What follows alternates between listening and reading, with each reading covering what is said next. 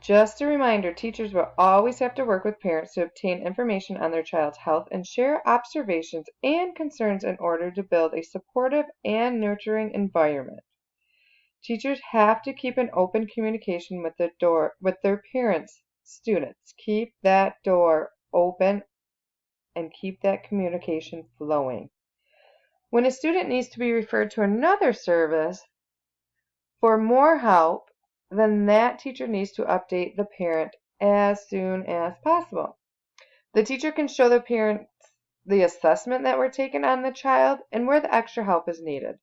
The teacher can provide handouts and websites for the parents to research what their child is going through and the steps needed to be taken to help their child's education prosper.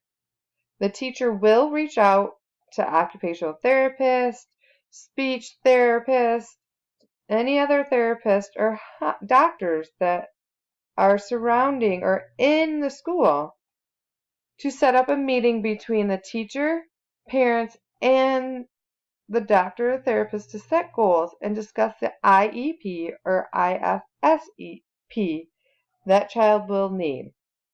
If there's not any therapist on hand, then the teacher can refer them to the community therapist.